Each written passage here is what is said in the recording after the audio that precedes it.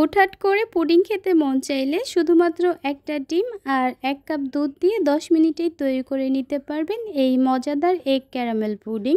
আসসালামু আলাইকুম everyone, welcome to Sadia Munis kitchen. Pudding হচ্ছে সবচেয়ে সহজ আর মজাদার একটা ডেজার্ট। তো আজকে আমি শুধুমাত্র একটা ডিম আর ১ কাপ দুধ দিয়ে একদমই সহজভাবে তৈরি করে দেখাবো এগ ক্যারামেল পুডিং। এই পুডিংটা এত সহজভাবে তৈরি করে নেয়ার পরও একদমই পারফেক্ট আর অনেক বেশি স্মুথ হয়েছে। পুডিং তৈরি করার জন্য প্রথমে আমি একটা প্যানে নিয়ে নিচ্ছি 1/4 কাপ চিনি। ক্যারামেল তৈরি করার সময় যদি আপনারা ননস্টিকের প্যান নেন তাহলে কিন্তু কোনো প্রকার পানি দিতে হবে না। কিছুক্ষণের মধ্যেই চিনিটা গলতে থাকবে আর ক্যারামেলের কালারটা আসা শুরু করবে। চুলার হিটটা হাই মিডিয়ামের মাঝামাঝি রেখে ক্যারামেলটাকে তৈরি করে নিতে হবে। এবার চিনিটা যখন গলে ক্যারামেলের কালারটা আসা শুরু করবে তখন আমি নেড়ে চেড়ে দিচ্ছি। কালারটা আমি খুব বেশি ডার্ক করব না, তাহলে পুডিংটা খেতে তিতা লাগবে। আমি এই অবস্থায় ক্যারামেলটা চুলা থেকে নামিয়ে নিচ্ছি। আর যেই মোল্ডের মধ্যে তৈরি করব সেই মোল্ডের মধ্যে আমি ক্যারামেলটাকে ঢেলে নিচ্ছি। মোল্ডের চারপাশে ক্যারামেলটাকে একটু ভালোভাবে ছড়িয়ে দিচ্ছি। এবার এই মোল্ডটাকে একটা সাইডে রেখে দিব ক্যারামেলটা সেট হওয়ার জন্য। এরপর আমি এখানে একটা মিক্সিং বোলে নিয়ে নিচ্ছি একটা ডিম, দিয়ে দিচ্ছি 1/4 কাপ চিনি।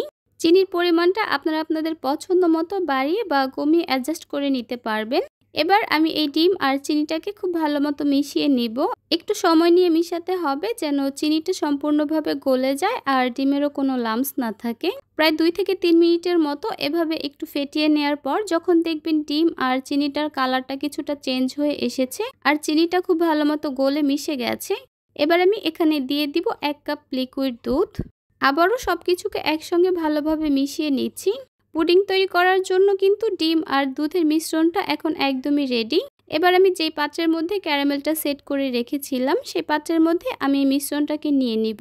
তবে ডিম আর দুধের এই মিশ্রণটা আমি একটু ছেঁকে নিব, এতে করে পুডিংটা একদমই স্মুথ হবে। মোল্ডের সঙ্গে যদি কোনো ঢাকনা থাকে তবে সেটা দিয়ে ঢেকে দিবেন। আমি এখানে একটা ফয়েল পেপার দিয়ে পুডিংয়ের এই বাটির মুখটা ভালোভাবে বন্ধ করে দিয়েছি যেন পুডিংটা ভাপে দেওয়ার পর পানিটা পুডিংয়ের মধ্যে না পড়ে। আজকের এই পুডিংটা আমি চুলায় তৈরি করব, তাই একটা প্যানে আমি নিয়ে নিচ্ছি 1 কাপ পানি।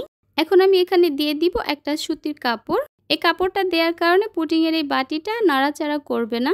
এরপর একটা ঢাকনা দিয়ে ঢেকে দিব আর ঢাকনার মধ্যে যদি কোনো ছিদ্র থাকে তাহলে আমি একটা টিস্যু বা লবঙ্গ দিয়ে বন্ধ করে দিব। চুলার হিটটাকে লো মিডিয়ামের মাঝামাঝি রেখে এভাবে পুডিংটাকে আমি ভাপে রাখবো প্রায় 10 মিনিটের জন্য।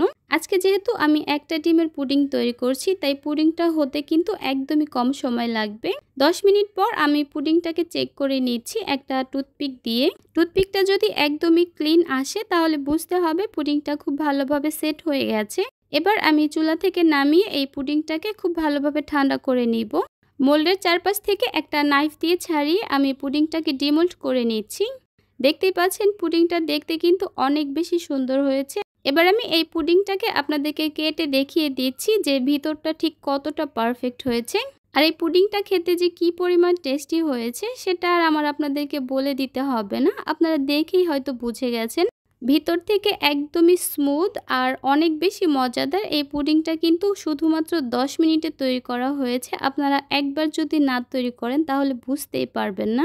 আশা করছি আমার আজকের এই রেসিপিটি আপনাদের কাছে খুবই ভালো লেগেছে আর সহজও লেগেছে। তাহলে আজকে এ পর্যন্তই। সবাই অনেক বেশি ভালো থাকবেন, সুস্থ থাকবেন। আল্লাহ হাফেজ।